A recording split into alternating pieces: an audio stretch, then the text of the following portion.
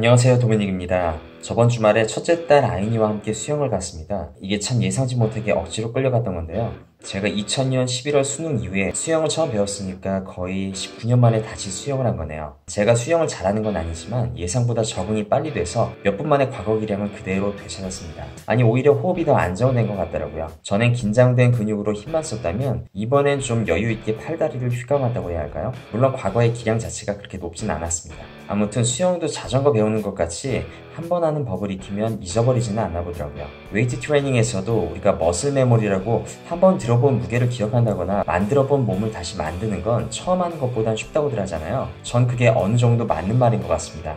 다만 시간과 과정이라는 것은 예전과 마찬가지로 정상적으로 밟아가야 한다고 봐요.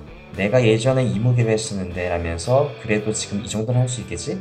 이런 생각들이 왕년에 운동 경험이 좀 있던 훈련자분들께서 가장 많이 저지르는 실수라고 봅니다. 사실 지난달에 PR을 찍었다 하더라도 오늘과 내일의 원RM 기록은 또 다른 게 정상이거든요. 컨디션에 따른 부분도 있겠지만 자신의 머릿속에 있는 원RM을 들기 위한 준비 과정이라는 게 분명 어느 정도 있어야 될 수 있는 거니까요. 따라서 스트렝스 훈련을 새로 시작하더라도 나의 찬란한 전성기 기록이 아니라 현실적인 기록을 보수적으로 잡아가는 게 맞다고 보고요. 웬만하면 바로 사이클을 시작하기보다는 1에서 2주 정도의 준비 적응 기간을 가지며 몸 상태를 끌어올리는 게 필요하다고 봅니다. 이땐 역시 강도를 낮춘 훈련을 해야 하고 몸을 장기적인 훈련에 서서히 대비시키는 거라 생각하고 준비해야 합니다. 내가 정말 오랜만에 자전거를 타고 또 수영을 했는데 생각보다 너무 잘 되더라 라며 웨이트 트레이닝도 같은 식으로 접근한다면 정말 큰 코 다칩니다. 그냥 자전거를 타는 법과 수영을 하는 법을 잊어버리지 않았다는 건 그저 감을 찾았을 뿐이지 사이클 선수처럼 높은 난이도로 탈 수 있거나 물개와 같은 수영 속도를 낼 수는 없는 거거든요. 제가 초보 때부터 지금까지도 참 많이 실수한 부분이 바로 이겁니다.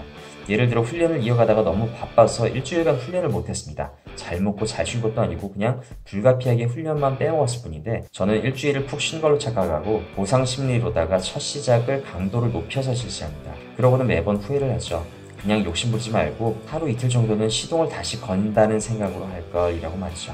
첫날에 너무 무리하면 그 다음날도 또 다음날도 예상한 만큼의 퍼포먼스를 내기가 쉽지 않습니다. 그러면 또 근신경의 회복을 위해 휴식일을 기다리게 되고요. 특히나 원RM에 가까운 고중량을 첫째 날부터 막 들이댔을 때 신경계의 피로가 수일 동안 전신을 지배하게 될 가능성이 커집니다. 본인은 아니시라고요? 축하드립니다. 저보다는 확실히 인자 강이시네요. 19년 만에 수영을 하게 된 그날 저는 집에 와서 요즘에 바쁜 탓에 웨이트를 제대로 못했다며 또 한 번의 동일한 실수를 반복할 뻔했습니다. 그런데 다행히도 제 몸이 거부하더라고요. 수영을 하고 나니 몸이 몹시 나른해져서 무게가 들리질 않았습니다. 그래서 강제해주기로 했죠. 여러분들이 어떤 프로그램을 돌리시던 간에 처음부터 빡세게 시작하는 경우는 없습니다. 그 무자비한 스몰러브 스쿼트 역시 마찬가지로 처음부터 강도를 높이지는 않죠. 뭐 다들 아시잖아요. 어떤 스트렝스 프로그램을 돌리든 간에 처음엔 약하게 시작했다가 결국 나중에는 힘들어질 때가 온다는 거. 시작부터 오버하지 말고 처음에 그냥 산책부터 하자고요. 뛰고 싶지 않아도 전력 질주를 해야 하는 기간이 몇 주 뒤에 찾아올 테니까 그때를 위해 여유 있게 몸을 준비시키면 좋겠습니다. 특히나 운동을 띄엄띄엄 하시면서 마음만 급한 분들이라면 더욱 유의하셔야 합니다. 이상 도미닉이었습니다. 에이.